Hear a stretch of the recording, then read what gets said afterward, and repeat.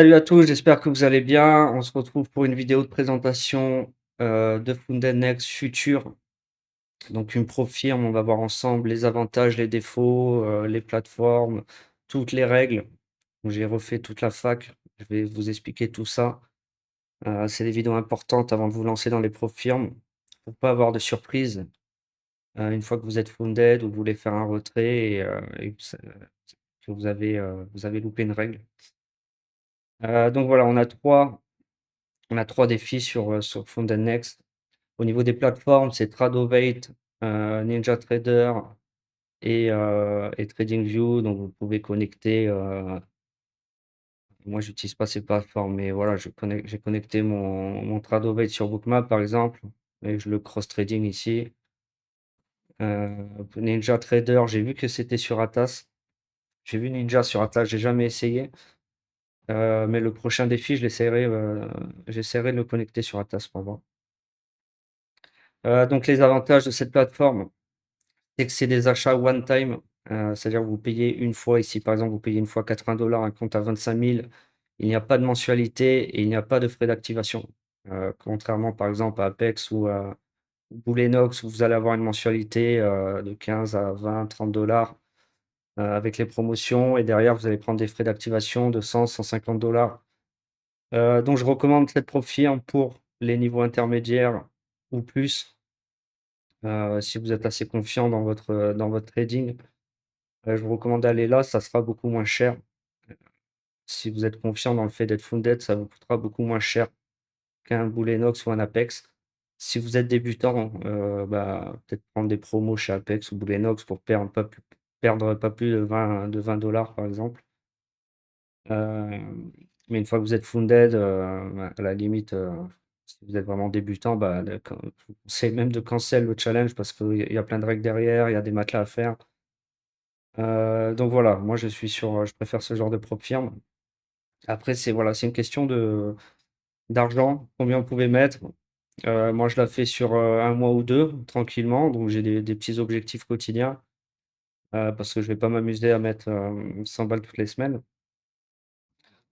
Donc voilà, essayez de gérer ça, gérer votre portefeuille avant tout et donc voilà. On va voir maintenant, les différents défis. Donc on a un défi Bolt, un défi rapide, un défi héritage. On va comparer les 50 000. Donc défi Bolt, hein, c'est un peu la promo.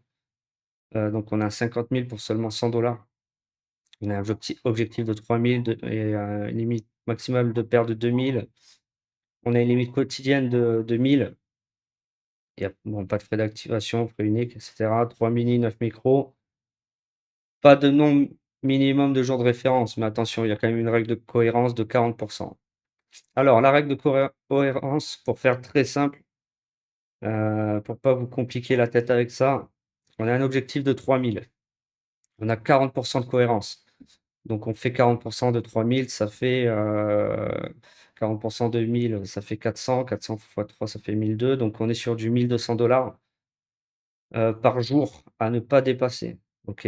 On l'a uniquement donc sur le Bolt, sur le compte challenge uniquement. C'est-à-dire qu'une fois que vous êtes full net, vous n'avez plus de règle de cohérence. Donc ça signifie que vous pouvez trader, 30, 60, 100 jours, 3 jours. Il ne faut jamais dépasser, je ne vous recommande pas de les dépasser. Vous pouvez les dépasser, mais après il va falloir ajuster, vos gains. Donc essayez de faire simple, ne dépassez pas les 1 200 de gains par jour et ça fait que vous pouvez avoir la firme en 3 jours si vous voulez, funded. Donc peu importe vos pertes derrière, peu importe si vous faites moins de 1 200, à partir du moment où vous faites moins 1 200, tous les jours et que vous atteignez cet objectif de profit un jour, vous n'aurez aucun problème avec la cohérence. Voilà, c'est tout ce que vous devez retenir, ne cherchez pas plus loin. Donc vous pouvez, si vous perdez votre compte, vous pouvez le réactiver pour 10 de moins. Défi rapide, donc 2 fois plus cher ici. Donc on n'a pas de limite quotidienne de perte, contrairement au Bolt. La cohérence, il n'y a pas de cohérence, c'est uniquement sur votre compte funded. C'est pour ça que ça s'appelle un défi rapide, c'est-à-dire que vous pouvez le one shot en une fois. une fois que vous avez one shot votre défi. Faut savoir que vous pouvez trader les annonces, etc. Il n'y a pas de règles, pas trop de règles. Les règles, on les verra après. Donc vous pouvez one shot votre compte en un trade. Pas des choses que je recommande, mais bon, ça, il y en a qui aiment bien faire ça. Limite maximale de perte basée sur le solde EOD. Donc sur le Bolt, il ne précise pas, et j'ai pas de Bolt perso, moi je suis sur le héritage. EOD, donc c'est end of day. C'est combien de pertes? Pardon. C'est que vous avez en fait un drawdown suivant. C'est-à-dire que par exemple, le premier jour, vous gagnez 1000 $. Vous commencez votre profit, vous êtes à 50 000, vous avez 48 000 de limite de perte. Si vous gagnez 1000 $, vous montez à 51 000, votre limite maximale de perte va monter à 49 000. Ok, donc c'est un drawdown qui vous suit. Et ce drawdown est calculé à la fin de la journée par rapport au profit max de la journée ou de la semaine ou depuis que vous avez commencé. Si une fois vous êtes monté à 52 000 et que c'est le maximum que vous ayez atteint, votre limite maximale, elle sera de 50 000. Ok, donc vous avez 2000 qui vous collent au cul à chaque fois que vous faites des profits. Donc 3 mini, 15 micros. Donc là, on peut en rentrer beaucoup plus que sur le Bolt parce que c'est un rapide. On peut aller jusqu'à 15 micros au lieu de 9. Position. Et pour quand vous avez le compte Funded Next, c'est 25 micros, 5 mini. Et enfin, le Legacy, donc sujet, vous voyez, il est pas cher ici, 80 $. Bon, le Bolt, hein, il est à 20 $ plus cher, vous avez à 50 000. Alors moi, j'ai un Legacy à 50 000 pour vous montrer un peu donc vous voyez, j'ai commencé il y a 4 jours, hein. Moi, je trade tranquillement. J'ai fait ça c'est sur 3 jours. Voilà, je fais 3 jours de gain, je fais 50 $ par jour. Je me fixe un plafond et une perte quotidienne assez faible pour faire la profite tranquillement. Donc vous voyez, je suis monté à 156, donc mon minimum equity est passé de 48 000 à 48 156 tout simplement. Ici, vous avez toute la fac. C'est tout ce que je vais vous résumer aujourd'hui. Tac, règle de cohérence.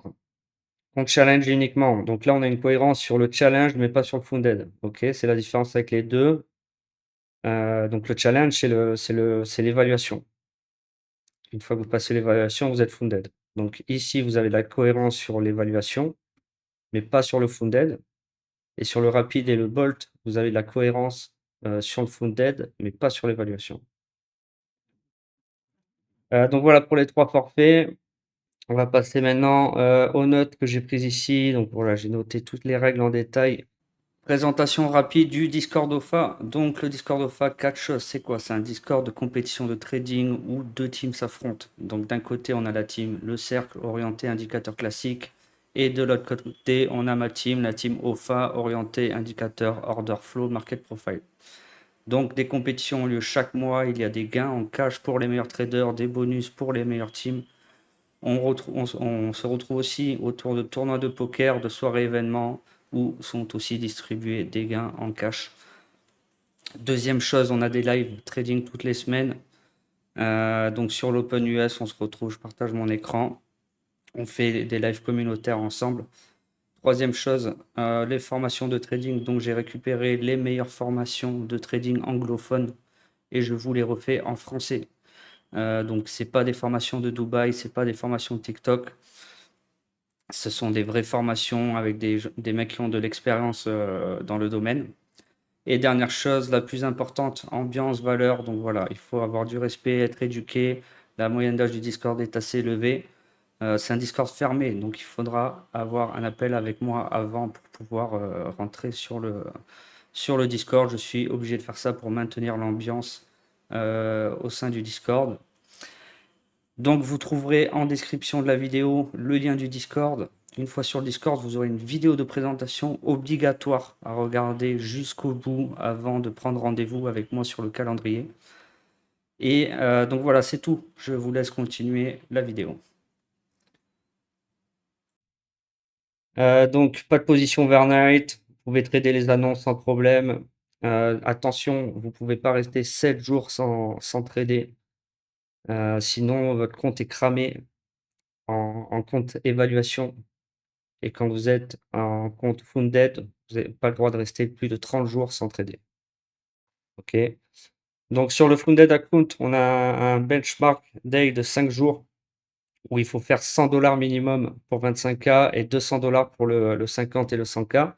Donc, peu importe si vous pouvez faire des jours en perte, il faut juste que, vous devez respecter, ce minimum de jours de gain avant de pouvoir, envisager, des paiements.